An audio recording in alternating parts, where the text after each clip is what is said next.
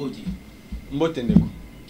Bien, quand on a plateau à magazine Jeune en Action, tout yamba bino, vous pesa qui makalisi, et que jeune, au sein de Mboka, attire la tête, il y a gouvernement, il y a union sacrée, et le gouvernement est à dominer la bilingue, pas sur là. D'abord, nomination, il y a Premier ministre, réaction de Ezanini, parce qu'ils ont moins quoi demander au salaire. Merci ndeko journaliste. Réaction à Liboso Ezali et Sengomingi ya ko comprendre que tango lobby ba konzi ba yoki ba répondre na mbela na bino bilenge et ça la toujours bien. Tozali ne sengo makasa ya nomination ya Premier ministre chef du gouvernement Sika son excellence Sami Awuti Kokota Sika. Tu peux essayer matondi mingi, tu peux essayer ba félicitations bisika zali, mais tozali ko rappeler que o yazui ezali mukumba zali komema. Ezali mukumba zali komema ya république. République na biso ezala longtemps plongé na banti-valeur. Na moyibi, na lokuta, na kanyaka, na ba sorte nyonso ya versatilité. Lokola ye aye azali ko générer espoir ya bilenge atambola na vision mokonza mboka. 1. Ko kanga ba miyibi nyonso ya cravate o ba yiba mbongo l'État. Ba gestionnaire nyonso ya mabefu ko auditer bango les 20 dernières années. Ba tu nyonso ba gérer ba entreprise publique ya mboka. Fuko leka kolandela bango maleme kolandela ba gestion na bango bazala ko gérer ndenge nini bazala soki baza tremper na makambo ya moyibi ya corruption batie bango na prison batie bango na makala ba entreprise nyonso ba faux port par exemple ba entreprise parallèle ba kanga ba entreprise à l'état ba créer ba entreprise ba société parallèle na bango ba port parallèle na bango ba tuana nyonso fuko landela bango non seulement ko boma ba port wana ko zongisa l'état na ba droit na ye mais ko kanga ba tuana pe ko botola bango misolo nyonso ya l'état o basila ko yiba panda ba mbula o nyonso ba 20 dernières années oyo to lingi na eleko oyo mokonzi ya gouvernement ya sika a nommé bilenge belé après sa chance na bilenge lokola ya zali na 43 ans akoki te konomi lokola ba ministre ba to bazana ba 50 ans 60 ans 70 ans 80 ans c'est incompatible et ko sala ke batwana basala musala liboso na ye ba yebi rouage politique koleka ye ba komemela ye tâche difficile ba ko risquer ba contredire to ba compromettre politique o ya kolinga ko tia en place na nzela ya vision ya mokonza mboka d'où apona bilenge kati na bilenge zali na bilenge ba distinga na ba savoir faire na bango o bazali na posa ya ko tia boyebi na bango na liboso na mboka alors bilenge wana tango opesa bango libaku ya ko sala na gouvernement akobenda pe bango matoi pour leur dire que le peuple d'abord est là qui que il faut to militer tous à la mingi ba bureaucrate mais tous à la bateau bazali ko kita na terrain ko luka bisika wapi ba kokoso ezali bisika wapi makambo ezali bisika wapi population ezali na problème to ezali na problème mai ezali te to ezali na problème courant ezali te to ezali na problème banzele ezali te to ezali na problème ba société c'est kufa to ezali na problème depuis ba pillage n'époque ya kono Mobutu ti lelo toza penza ba société o ezali ko pesa misala na ba gente ba société a bendien o bazo créer ba boutique bazo créer ba quincaillerie bazo créer ba supermarché za misala te eza na assurance mon côté eza li ba misala moko intermédiaire bande ko bazali ko sala ba même pas na ba contrat de travail il faut biloko wana mokonzi ya gouvernement a betela yango c'était beaucoup plus na secteur ya travail parce que c'est de cela qu'il s'agit apona technocrate na monde ya travail ba syndicat bazali ba travailleur bazali aluka ndeko oyo a distinga oyo yebi musala malamu oyo yebi monde ya travail malamu nanzela par exemple ya intersyndical national du Congo azui moko ya ba représentant ya ba travailleur atie na tête ya ministère ya travail parce que azali mutu oyo ayebi déjà monde ya travail malamu ayebi ba faiblesse ya travail malamu ayebi ndenge nini ya ko créer ba emploi ayebi ndenge nini ya ko sala politique nini ko mema ba emploi ebele pour que ba jeune ba kota na misala non seulement ba jeune ba kota na misala parce que le kola to yebi ba mpake ebele penza na ba compagnie ebele na bonatra na ba senes na bisike ebele et si ba koma na âge vieillissant ça dit ba ko sala lisusu musala te mais moi ba kende retraite ezali te pour makoki ezali te ya kobimisa bango na misala donc bakanga ba poste wana quoi que bazali sous soit mesure à kosala te mais moyen pe l'état bimisa bango zate po makoki ezali te donc d'où gouvernement ezali koya sika ba bimisa batata o basala bazali déjà na ba âge beaucoup plus à partir de 65 ans ko kende liboso ba longola bango ba poste tika la vide ba engager ba jeune ba tia ba jeune na misala pour que ba jeune basala toza na beaucoup plus na domaine ya ko tonga bandako ya kosala bilanga ya ko ya kosala ba technique quoi électricité et console pour que mboka elle se revivre et se régénérer et se renaître toza na beaucoup plus besoin ba français mingi te pour ba français c'est démontrer ba limite na yango bandeko bazokota na gouvernement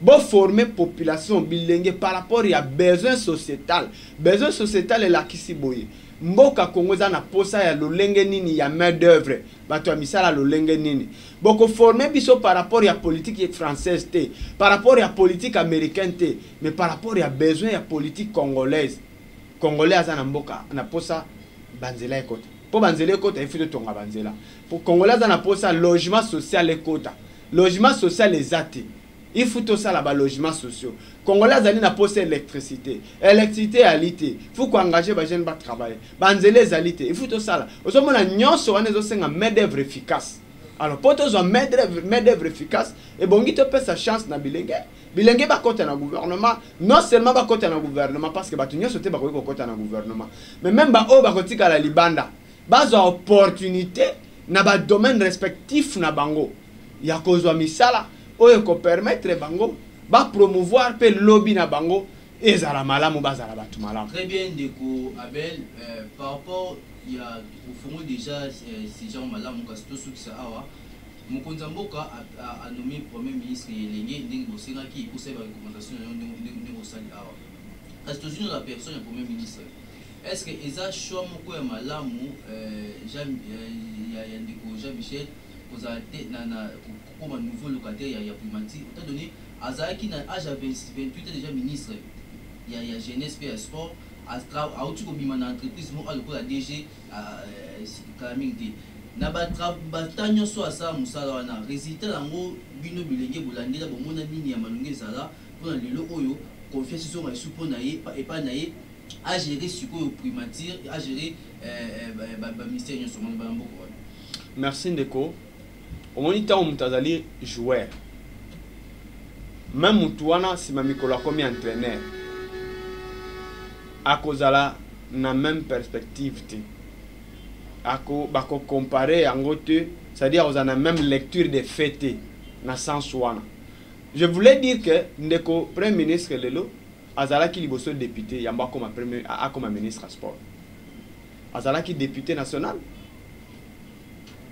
a eu expérience à liboso parce que na vie ya mutu akolaka azana ba tranche d'âge ba mengo tranche d'âge na kati ya tranche d'âge acquérir expérience toi liboso abandi na député acquérir expérience ayebi fourrière politique congolaise ça les makandenge na niveau ya parlement na âge ya 25 ans ou 28 ans a commis ministre a umela quitté a umélité de 2012 2015 à sali 3 ans acquérir l'expérience. Tobo sénateur azali ministre a démissionné ka. Toza bango mingi ministre a démissionné yemoko. Na propre vouloir na ya démissionné a tiki gouvernement tiki ba avantage nyonso. A démissionné en demi chômage. Acquérir lisusu parti expérience. Mokonzi Mboka a nommé le kola DG na Jekamine. Selon l'information na possession na biso bandeko basala kakuna bazali koloba ete akutaka barrière belé a imposer politique moko n'espace il y a 6 mois au ya sali comme DG a silisi barrière de salaire nyonso les ali société mais c'est quelque chose à louer mais ce n'est pas pour autant dire que topé ça y est ou te juger nenga comme premier ministre et si a comme premier ministre ses expériences mususu asikazo mené sous impulsion il y a leadership ya Mokonzi Mboka quitte na ye tant azalaki ministre azalaki sous pression ou sous vision ya premier ministre ba pesa ke portion ya secteur peut-être ba pesa ke makokite ya kokokisa mission oyo falaki akokisa na ministère wa ba comme CDG biso nyonso to yebi Jekamine eza lelo lisu Jekamine ya kalate akuti yango na niveau nini. Ça ne pouvait pas rapporter au bout il y a 6 mois seulement et botambouma escompté. Mais est-il le col à Mokondamboka ça lié confiance. Mokondamboka doit symboliser personnalité ou autorité ya mboka na biso. Aponi atali aponi le col à oazora. Bana mboka bazalaki ebele bilenge bazalaki ebele bato bayebi secteur bayebi bazalaki ebele mais bapesi choix na ye topesi pe longonia. Topesi pe maboko. Topesi pe lisusu chance makoki ya kosala a démontrer de quoi yaza capable. De quoi bilenge baza capable ya kosala. Pourquoi Mokonzamboka pesi chance? Biso zali ba porter espoir. Zali ne likia ke kokoma na ye. Malgré bref parcours parcours politique, azali sous na capacité ya ko démontrer que na RDC bilenge bazali kaka ba marche pied bazali kaka ba naïveté, ezali na bilenge oyo bazali na soif ya ko démontrer, soif ya ko changer image pe vision politique ya mboka na biso tant sur le plan national, régional que sur le plan international. Voilà pourquoi tous allons interpeller Mokonzamboka pardon mokonzi ya gouvernement ndenge na uta koloba wa que aza lokola mwasi ya zemi. Mwasi ya zemi atambola ke kenge ne kenge pona obatela mwana oya memi na libumu na ye. Atambola ka depa atelemi apemi. Atambola atelemi apemi. Ye ko pe meneza réflexion. Nazo mema mboka wapi? Ba pilier nini oyo funa banda na yango po mboka etelema eza lokola ba garde fou po mboka etelema. Toyoki alobeli sécurité, alobeli paix, alobeli création et emploi. C'est bisika bilenge tozali kozele yango wana. Bisika bana mboka bazali kozele yango wana. Il faut tout mona yango na misala. Po ba discours si to lemba ba discours, ba premier ministre nyonso ba leka, ba na ba discours kitoko, tozo ba discours ebele, to koma fatigué. Mais to pesa toujours espoir parce que tina ya alternance, mutu na mutaka na vision na ye. Tant bo pesa espoir, bo pesa espérance, bo pesa temps, acha politique na ye en place, tous allez nelika été cette fois-ci makambo tambola malamu. Très bien, moi mboka Abel Maele, ilobani uzango ya suka par rapport à traiter to sali na tongo ali. Tozali kotondo bino batu bazali ko pesa biso libaku. Ya kobimana miso batu ya kokota na banda kwa bakonzi na ba bureau bakonzi na banda ku ya batu ebele bazali kolanda biso pona kopesa makanisi na biso. Tozali komikitisa na lolenge que toleki babilenge mususu o bazali na banda kote na makanisi. Soki elenge ozali na makanisi yaka o se joindre na biso bitumba babundaka balonga bitumba to kangi maboko ovandi na ndako lobi ya mboko ko bongate a biso tozozela bazela kate bitumba babundaka fiko kene na front fiko kene na terrain bobeti match bobundi pon intérêt ya mboka. Mboka eza mokonza mboka Félix te. Mboka ezali ya premier ministre te. Mboka ezali opposition te, mboka ezali ya majorité te. Mboka ezali ya biso bana mboka nyonso. Dénominateur na biso commun ezali Congo RDC. Soki Congo eza na kimia te biso pe toza na kimia te. Soki Congo ezali kimia biso pe toza na kimia. Et ko créer misala pour que biso tozwa misala to rassurer avenir na biso lobi. Voilà pourquoi nazo benga bilenge botika banditisme. Botika kikuluna, botika moyibi, botika kindumba, botika banti valeur. To lutter biso nyonso vers ba valeur, oyo kopesa biso pe valeur. Soki to loni kuluna to buka kuluna.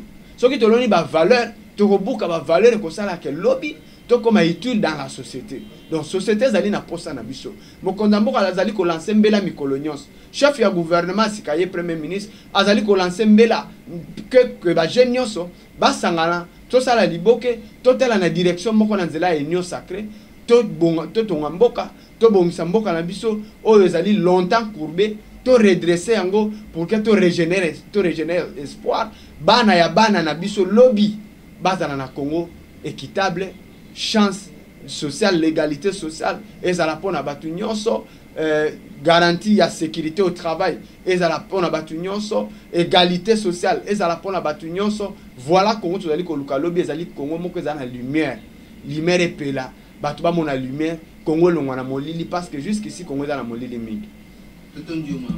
Merci.